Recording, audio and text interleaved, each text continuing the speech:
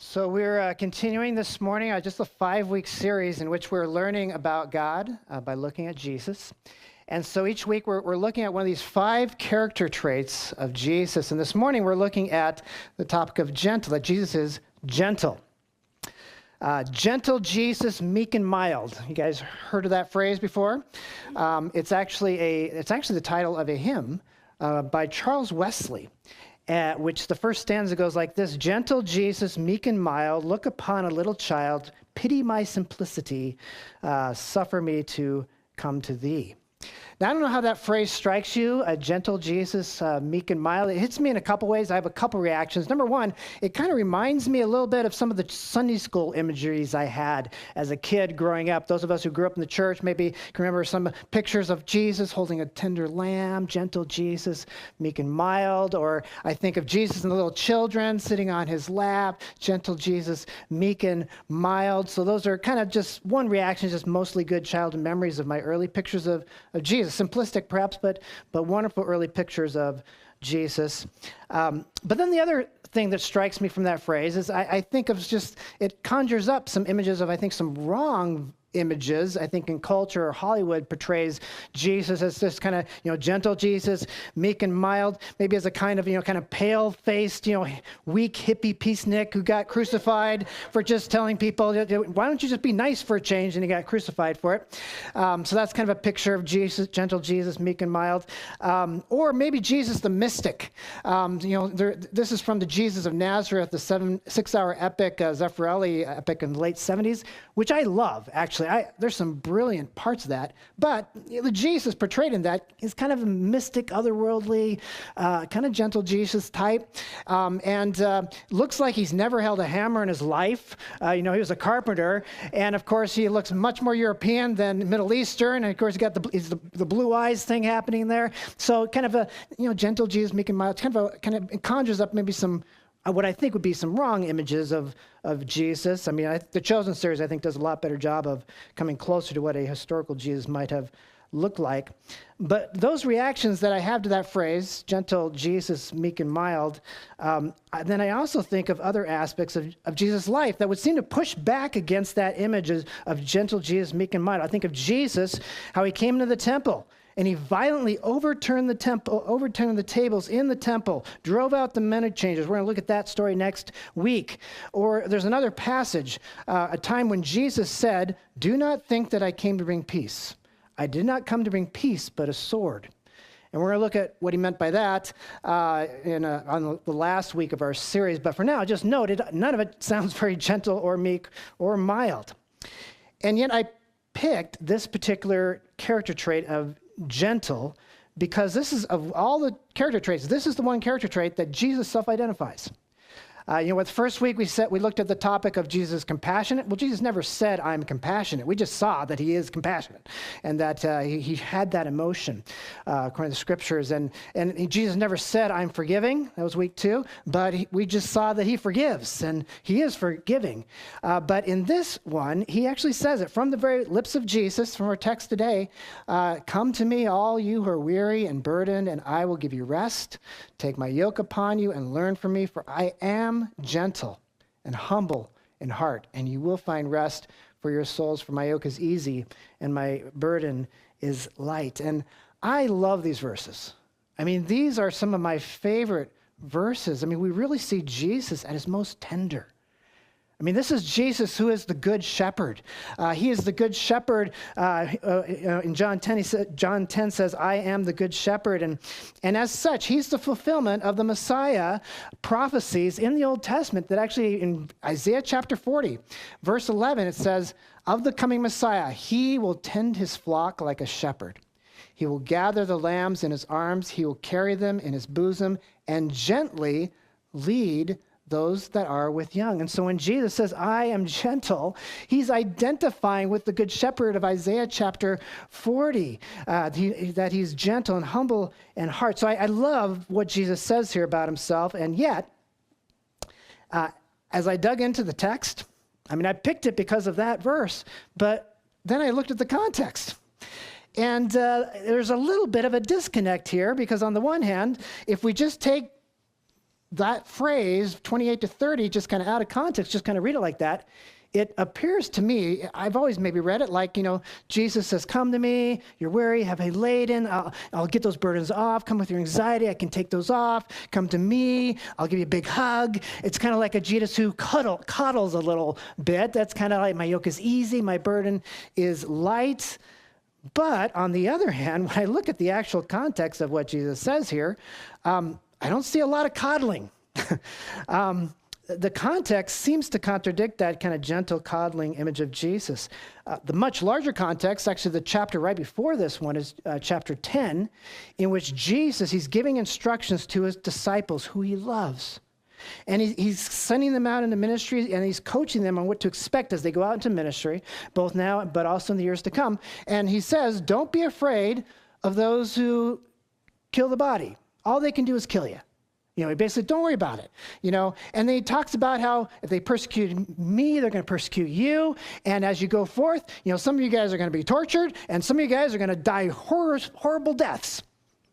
Doesn't sound very gentle, coddling to me there. And then as we move into the immediate context, the full passage that Margaret read, starting at verse 16, Jesus, he starts by giving a critique of his generation. He says, to what can I compare this generation? They're like children sitting in the marketplaces and calling out to others, we played the pipe for you, you didn't dance. We sang a dirge, you didn't mourn. And what he's doing here is referring to this, it's a critique on his generation. They're not satisfied with anything. They rejected John the Baptist, and now they're rejecting me, Messiah, but for different reasons. Continues next verse. For John the Baptist came neither eating nor drinking, and they say he has a demon. The Son of Man came eating and drinking, and they say, here's a glutton and a drunkard, a friend of tax collectors and sinners. It's kind of like John the Baptist comes as a austere, stoic figure, and they say, he's too serious. And then Jesus comes kind of partying with known sinners, and they say, he's not serious enough.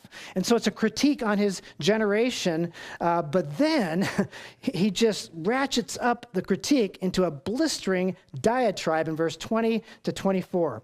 Then Jesus began to denounce the towns in which most of his miracles had been performed, because they did not repent.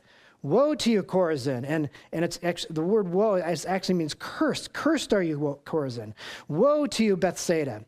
For if the miracles that were performed in you had been performed in Tyre and Sidon, they would have repented long ago in sackcloth and ashes. But I tell you, it will be more bearable for Tyre and Sidon on the day of judgment than for you.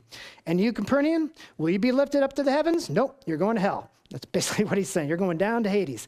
For if the miracles that were performed in you had been performed in Sodom, it would have remained to this day. But I tell you that it will be more bearable for Sodom on the day of judgment than for you. This is fire and brimstone type stuff.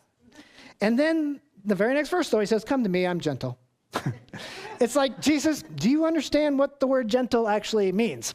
It makes me think of the movie Princess Bride. Remember Princess Bride when Vizimi, he's like, against all evidence, he keeps saying, inconceivable, until finally, after a while, Indigo Montoya finally says, you keep saying that word. I do not think it means what you think it means. And I kind of feel that way about Jesus. Jesus, you keep saying the word gentle. I don't think it means what you think it means, Jesus. Or humble. He's gentle and humble. I don't think he knows what that word means either. For look at the verse right before he says, I'm gentle and humble. He says in verse 27, all things have been commanded to me by my Father.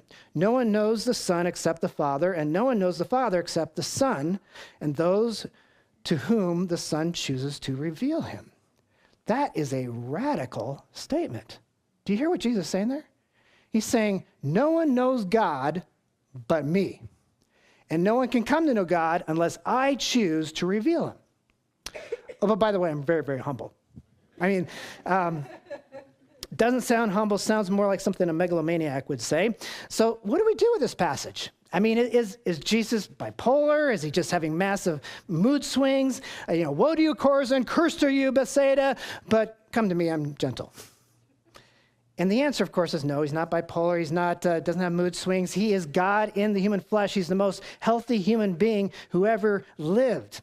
And he's perfect. And so then given that, and given the larger context, maybe I'm not quite seeing what gentle and humble really mean. And so what does gentle and humble mean? What does Jesus mean when he said, I'm gentle and humble? Well, first here, I think we can say what it doesn't mean. His being gentle doesn't mean he coddles us. His being gentle doesn't mean he's a wimpy or that he's a pushover. It doesn't mean he doesn't confront, because he does. Doesn't mean he just tells us what we want to hear. His being humble doesn't mean just thinking less of yourself, because he had a very obviously high view of himself. And so, but yet he was humble, but he knew exactly who he was. He had a high view of himself. So what does that mean? So what does it mean that he is gentle and humble? So as I was kind of wrestling with that and kind of how to wrap my brain around those words, I landed on 3 words that kind of helped me. I hope it helps you. In fact, I'm just going to call them helper words. 3 kind of helper words for kind of helping us wrap our brain around what Jesus really meant when he said, I am gentle and humble. And the first is the word approachable. I think when he says, come to me, I'm gentle and humble, I'm approachable. He's approachable. And we see that, don't we? In the first part of the passage that Margaret read, where one of the critiques against him was that he eats with tax collectors and sinners and prostitutes. They were apparently very comfortable being with Jesus. He was approachable, but it wasn't because he just told them what they wanted to hear, because he did confront their sin. He said, go and sin no more. But in the passage we looked at last week, the woman caught in adultery, it's because he said, I don't condemn you. Go and sin no more. They didn't feel condemned by Jesus. The Pharisees condemned those who were in these lifestyles of sin. They didn't have any way out. But Jesus, I think what really drew them to Jesus, what made him so approachable, is that he treated them like people who were trapped in cycles of sin. And Jesus came to set them free from those cycles of sin.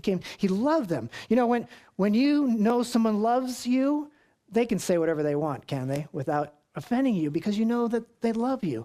And it's the same here with Jesus. They know that Jesus has the best for them. He doesn't condemn them.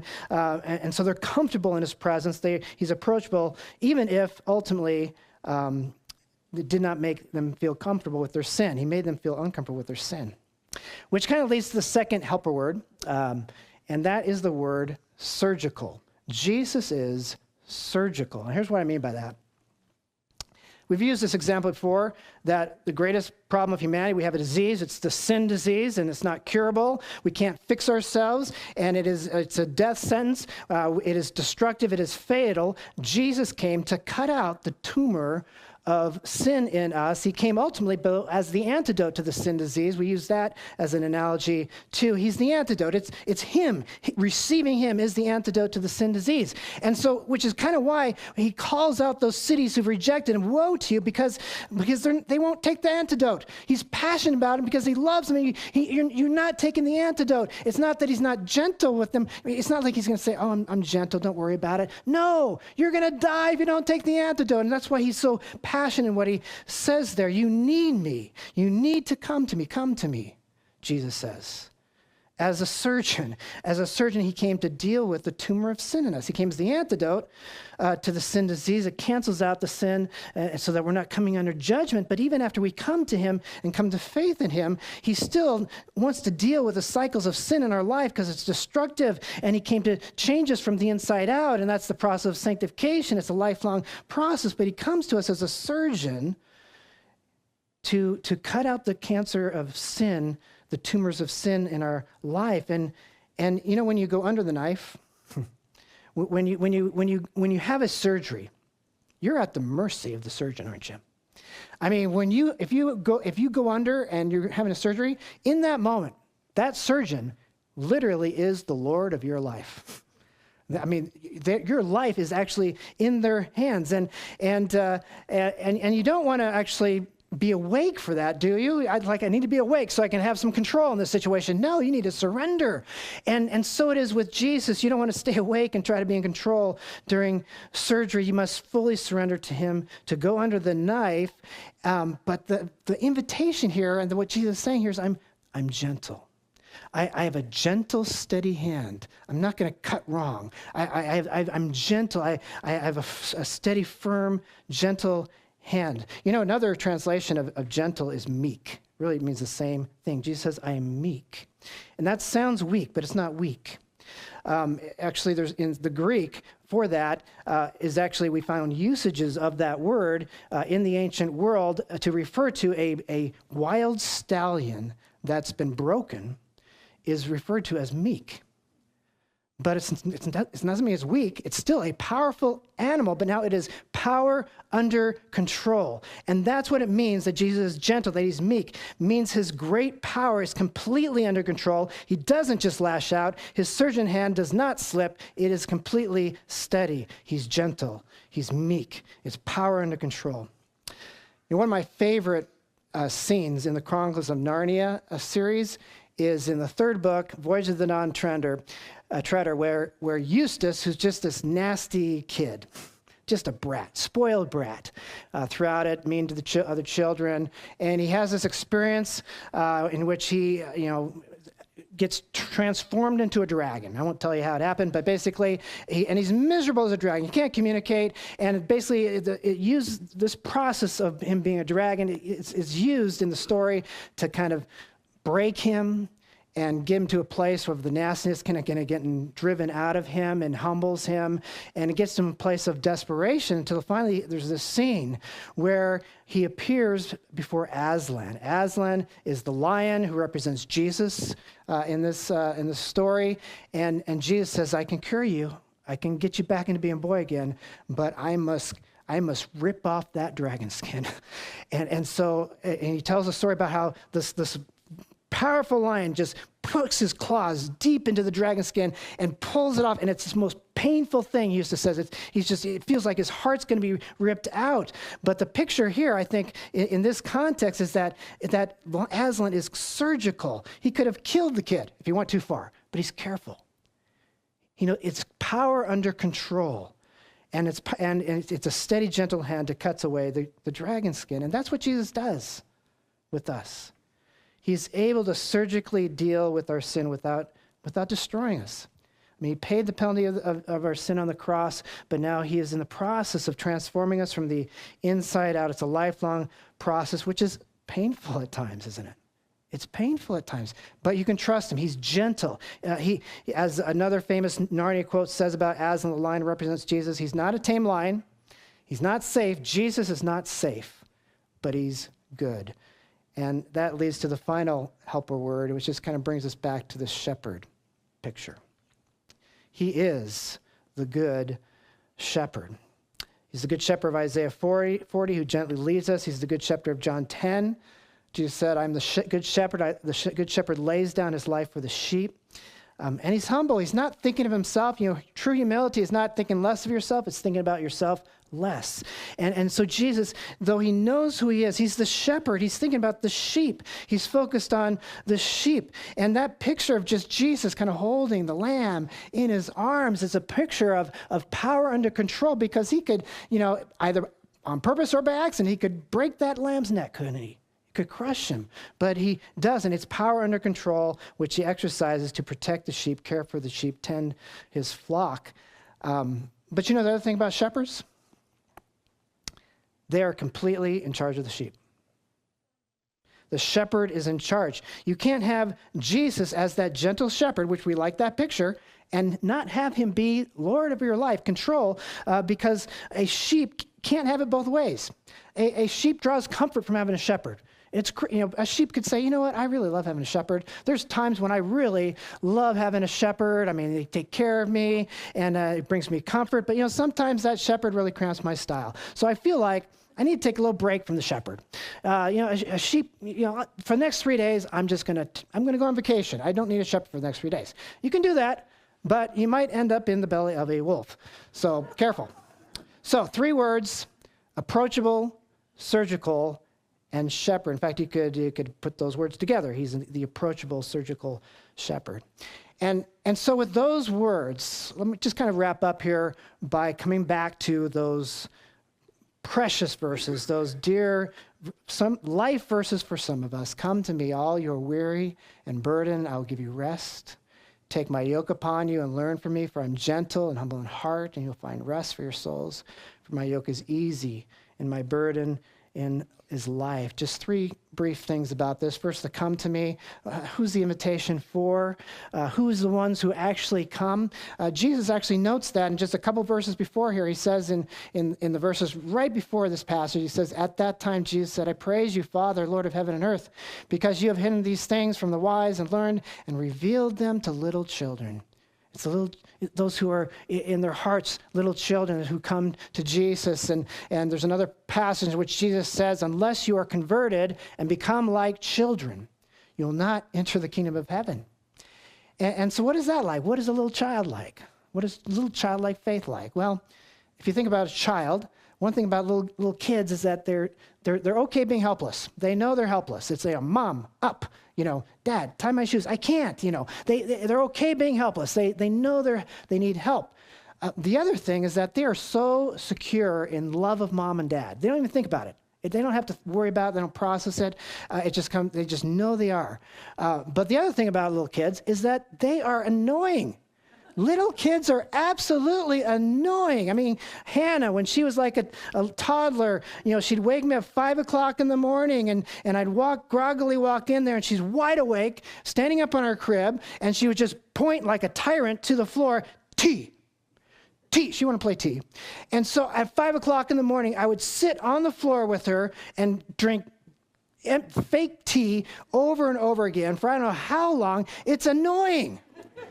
And kids, I think they know they're annoying, but they also know they have the magic weapon. They just have to look at you and then give that smile, and our hearts just melt, don't they? And we just scoop them up. They're so secure in love of mom and dad. And that is how we're to come to him as little children, helpless. We know we're helpless, but secure in his love. He's approachable.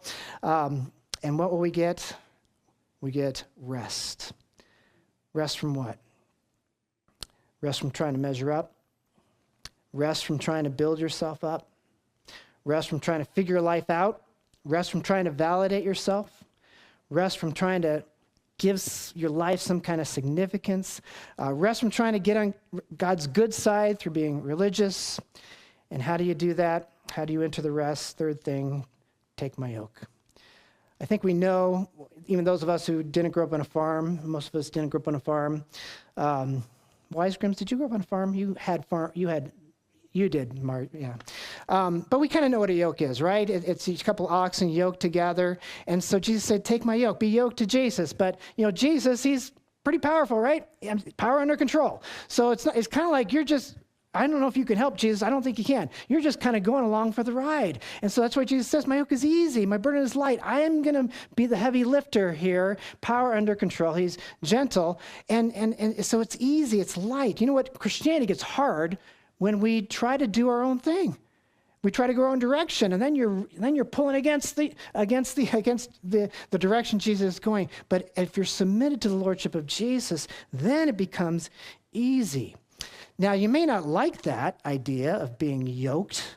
We lose our freedom, and we kind of rebel against it a little bit about that. But you got to read this verse in the right way, this take my yoke. It's not take my yoke, lose your freedom. It's take my yoke. Take my yoke. Everybody's got a yoke. Everybody's yoked to something. You're yoked to the thing that you're living for. You're yoked to the thing that gives you significance, that gives you life. It may be your kids. You're living for your kids. It may be your job. You're living for your job, living for your career. It can be these good things, and if any, or for happiness or relationships. And if that thing is threatened or taken away, you're devastated. And so Jesus, he's saying, I can set you free from that. I can give you rest. Take my yoke. Mine is easy. With mine, you'll slip into what a human was meant to be. My yoke fits perfect. You were created for this yoke. It's easy. You'll find rest. Rest for your souls. Let me shepherd you, Jesus says. Let me be. I know where the pastures are. I can fight off the wild animals. I can protect you from the wolves. But you got to surrender to the shepherd. You can't just decide to take a break. Okay, he'll be my shepherd on Sundays, but I'm going to take a break the rest of the week. No, he needs to be completely the one in control. But that control of the shepherd, the lordship of the shepherd, it's part of the appeal for the sheep. I mean, It's how you enter the rest. What is the other great passage about sheep and shepherds? Psalm 23. The Lord is my shepherd. I shall not want. He makes me lie down in green pastures. He leads me beside still waters. He restores my soul, and your souls will find rest. He leads me in paths of righteousness for his name's sake. He's going to be a surgeon. He's going to cut the sin tumors in our life. Even though I walk through the valley of the shadow of death, I will fear no evil, for you are with me. Your rod and your staff, they comfort me. Your rod and your staff, they comfort me. The rod was used by the shepherd to fight off the wild animals. The staff was used to control the sheep. It was used to round up the flock, to control the sheep, but that control brings comfort. They comfort me because discipline is security. So yield to the good shepherd. He says, I'm approachable. Come to me. I'm gentle. I'm strong. I'm in control. I'll take care of you. I am a surgeon. I will deal with the things in your life, but trust me, my hand's not going to slip. I know what I'm doing. It's power under control, but you have to go fully under. You have to fully surrender. Let the surgeon do his work. Don't try to help out. Don't try to stay awake. I'll close with these words from C.S. Lewis from Mere Christianity. This is what the Good Shepherd says to all of us this morning. Give me all of you. I don't want so much of your time, so much of your talents and money, and so much of your work. I want you, all of you. I've not come to torment or frustrate the natural man or woman, but to kill it. No half measures will do. I don't want to only prune a branch here and a branch there. Rather, I want the whole tree out. Hand it over to me, the whole outfit, all your desires, all your wants and wishes and dreams. Turn them all over to me. Give yourself to me, and I will make of you a new self in my image. Give me yourself, and in exchange, I will give you myself. My will shall become your will. My heart shall become your heart. My yoke, your yoke. We just bow our heads and close our eyes. And when I picked this gentle topic, I did not know I'd be preaching on the Lordship of Jesus, but how wonderful is your word, and how wonderful are you, the Good Shepherd. You are trustworthy. And so we receive this aspect of who you are. You are in charge. You're the Good Shepherd. You love us, and you're approachable. You don't condemn us, but as we come to you and abandoned like little children, we can trust you, and we are helpless, and we say, help us, Lord. And we yield to you, and we go under the knife, and we say, do your surgery in us, and we just yield every area of our life to you. We trust you. We give ourselves to you now. We pray these things in Jesus' name. Amen.